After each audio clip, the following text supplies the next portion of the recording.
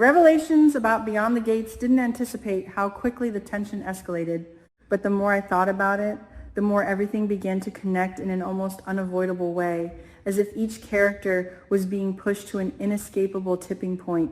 And right now, the eye of that storm was clearly Smitty, because every decision he was about to make carried consequences that could destroy not only himself, but those around him. What fascinates me the most is how the danger is no longer distant or abstract. It is personal now, painfully personal, especially with Tyrell being dragged into something he never asked for, and I cannot shake the feeling that this is exactly the kind of move Ren has been waiting to make, something ruthless, something targeted, something that forces Smitty into a corner where logic no longer matters and emotion takes over. I keep going back to that moment when Tyrell returned home, shaken, clearly terrified, and said he felt like he was being watched, because that was not just paranoia, that was a warning. And Smitty recognized it immediately. He knew the Plasma King organization was closing in. He understood the implications, yet even with that awareness, he was still one step too late. And that is what makes this situation so dangerous. Because once Tyrell becomes a target, everything changes.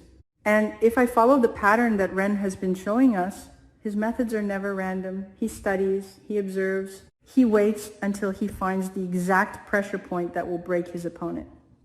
And in this case, that pressure point is not Smitty himself, it is his son. I am convinced that Ren has already connected the dots. He has been watching Samantha, he has been piecing together the escape of Max, and even if he does not have absolute proof, suspicion alone is enough for someone like him to act.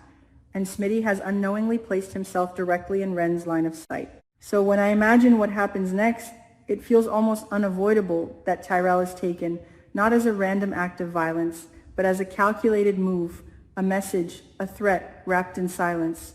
And the moment that happens, Smitty's entire world collapses into a single impossible choice.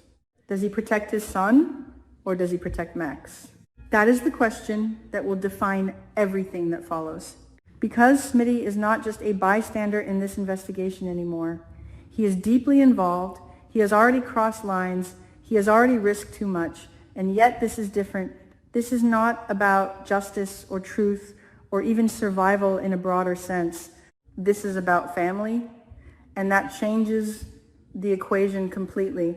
What makes it even more intense for me is the idea that Smitty might not tell Jacob the truth. And honestly, that feels very likely. Because if Smitty reveals Ren's ultimatum, if he admits that Tyrell has been taken, and that Max is the price for his return, then everything becomes official. Everything becomes bigger than him, and that means losing control. And right now, control is the only thing Smitty thinks he has left. So instead, I can see him making the worst possible decision for the right reasons. Handling it alone, trying to outmaneuver Ren without involving Jacob, convincing himself that he can save Tyrell and protect Max at the same time. But that kind of thinking is exactly what leads to disaster. Because Ren is not someone you outplay alone. And Max, who already escaped death once, becomes vulnerable again, not because of his own actions, but because someone else is trying to protect too much at once. I keep thinking about that narrow escape Max had before, how close he came to dying, how everything aligned just enough for him to survive, and it feels like that luck has already been used up. If Smitty hands him over this time, there will be no second miracle. And that is what makes this situation so unbearable to watch unfold, because I can already see the chain reaction forming, one decision leading to another, each one tightening the trap. Meanwhile, Jacob continues his investigation, unaware of how deep the situation has become for Smitty, and that distance between them is critical, because Jacob operates on information, on strategy, on persistence, and without the full picture, he is essentially fighting blind. His relationship with Naomi is already strained.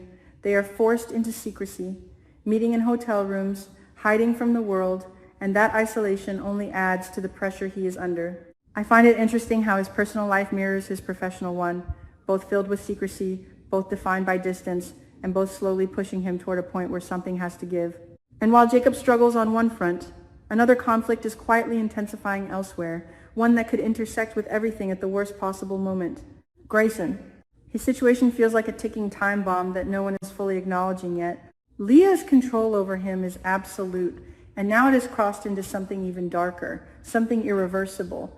The revelation that she has taken his mother's life as leverage is chilling, because it means Grayson is no longer acting out of fear alone. He is acting out of grief, out of suppressed rage, out of a sense of being completely trapped.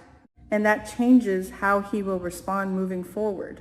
Because fear can keep someone obedient, but grief, especially combined with anger, can push someone toward rebellion. Ashley's presence complicates things even further. She sees Grayson's sadness, she senses that something is wrong, but she does not know the truth. And that gap between what she perceives and what is actually happening creates tension that cannot last forever. The moment she learns the truth, everything will shift.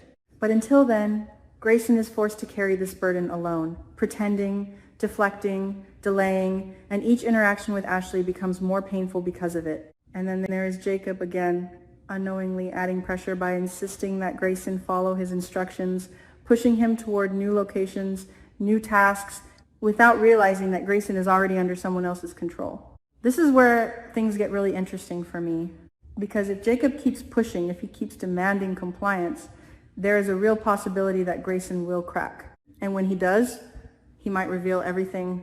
Leah, the threats, the truth about what has been happening behind the scenes, but that revelation would not come without consequences, because exposing Leah means confronting her, and she is not someone who loses control easily. So I start to see two parallel crises forming, one centered around Smitty, Tyrell, and Max, the other centered around Grayson, Leah, and Jacob. And the terrifying part is that these two threads could collide at any moment. If Jacob learns the truth about Smitty too late, if he discovers that Smitty has been negotiating with Ren behind his back, the fallout could destroy their partnership completely. And if at the same time he uncovers Leah's actions through Grayson, he will be dealing with multiple enemies, multiple threats, all converging at once. It becomes overwhelming. And yet, this is exactly the kind of chaos that the story has been building toward. Every secret, every lie, every hidden alliance is starting to surface, and no one is prepared for the full picture.